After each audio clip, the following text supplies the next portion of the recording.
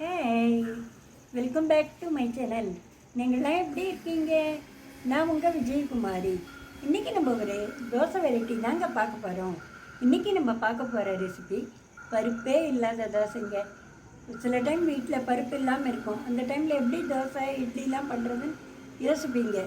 இந்த தோசை பருப்பு போட்டு பண்ண மாதிரி அதே டேஸ்ட்டோடு இருக்கும். இதில் கருவேப்பிலெல்லாம் சேர்ந்ததுனால ரொம்ப நல்லா இருக்குங்க.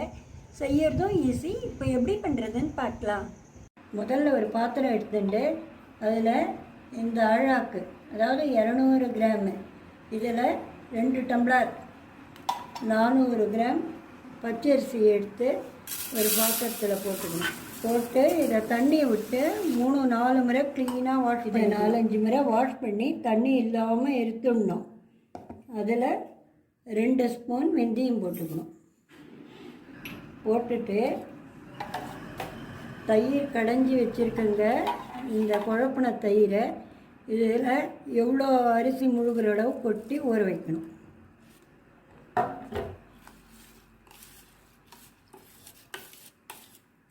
இந்த அரிசி முழுகியாச்சு. இதை கொட்டி இதை மாதிரி மிக்ஸ் பண்ணி விட்டு 8 மணி நேரம் இதை ஊற வைக்கணும். இது 8 மணி நேரம் நல்லா ஊறணும். ஊறினதும் பார்க்கலாம். இங்கே பாருங்கள், இது 8 மணி நேரம் தயிரில் நல்லா ஊறிட்டு இப்போ இது அரைச்சிக்கலாம். இதை ஒரு மிக்ஸி ஜாரியும் இந்த 2 டம்ளர் அரிசி 400 கிராம் அரிசிக்கு 4 பச்சை மிளகாய் போட்டுறேன். நீங்கள் எவ்வளோ காரம் வேணுமோ அதுக்கு ஏற்ற மாதிரி போட்டுங்க. ஒரு துண்டு இஞ்சி, அதாவது தோல் சீவி நான் கட் பண்ணி வச்சுருக்கேன், அதையும் ஒரு குடி கருவேப்பிலை குழம்பு ரசத்தெல்லாம் போட்டால் எடுத்து போட்டுருங்க. ஆனால் இதில் இந்த கருவேப்பிலை போட்டு அரைச்சோம்னா பார்க்கவும் கலர்ஃபுல்லாக இருக்கும். அவ்வளோ டேஸ்ட்டு, நல்ல அயன் கருவேப்பிலை. இப்போது இதை இந்த அரிசியை இந்த மிக்ஸி ஜாரில் போட்டுக்கணும். இந்த தயிரை தாங்க விட்டு அரைக்கணும். நீங்கள் ஊற வைக்கச்ச அரிசியை களையிச்ச தண்ணி இல்லாமல் க்ளீன் பண்ணதும் தண்ணி இல்லாமல் வெடிச்சிட்டு தயிரில் தான் ஊற வைக்கணும். சப்போஸ் தயிர் இல்லைன்னா கொஞ்சம் திக்கான மோர் தான் ஊறணும். மோர் புளிச்சு இருக்கணும் கொஞ்சம், அப்போ தான் நல்லாயிருக்கும். இந்த வெந்தய வாசனையோடு அவ்வளோ நல்லா இருக்குங்க. இதே இந்த மோரை கொட்டி தான் அரைக்கணும், தண்ணி விடக்கூடாது. வேணும்னா விட்டுக்கலாம், இதை கொட்டி தான் அரைக்கணும். இப்போ இந்த தயிரெல்லாம் விட்டுட்டு தோசை மாவு பதத்துக்கு நைஸாக அரைச்சிக்கணுங்க.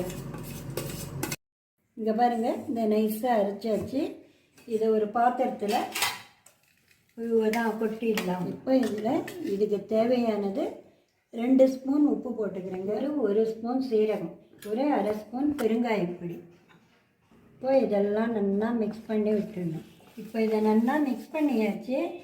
இதை மூடி வச்சு 1/2 மணி நேரம் புளிக்க விடலாம். பாருங்க, இது 1/2 மணி நேரம் நல்லா ஊறிட்டு இப்போ கேஸ் ஆன் பண்ணி ஒரு தவா வச்சுருக்கேன்.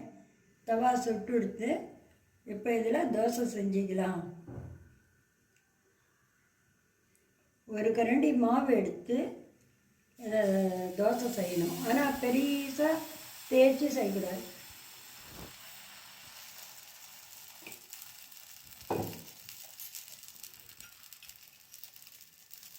இதை சுற்றி எண்ணெய் விட்டுக்கணும். எண்ணெய் விட்டு இதை மூடி போட்டு மூடி வேக விடணும். இது திருப்பி போடக்கூடாது. இப்போ தோசை வெந்தெடுத்து இதை எடுத்துக்கலாம்.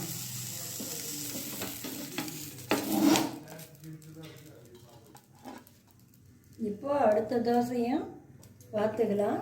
இதை மாதிரி ஒரு கரண்டி மாவு எடுத்து அதை மீடியமாக தோசை வார்த்துக்கலாம்.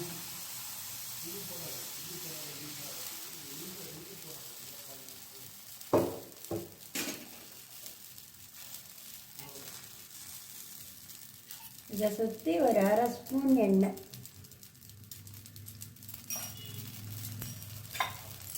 இதை மூடி போட்டு வேக விடணும். இப்போ பாருங்கள் எப்படி ஓட்ட ஓட்டியாக வந்திருக்கு.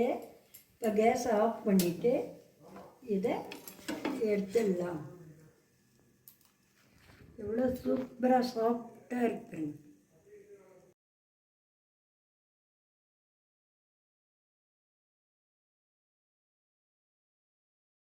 சுவையான பருப்பே இல்லாத தோசை ரெடி. நீங்களும் இதை ட்ரை பண்ணி பார்த்துட்டு எப்படி இருக்குன்னு சொல்லுங்கள். உங்களுக்கு பிடிச்சிருந்தா மறக்காமல் சப்ஸ்கிரைப் பண்ணுங்கள். தேங்க்யூ.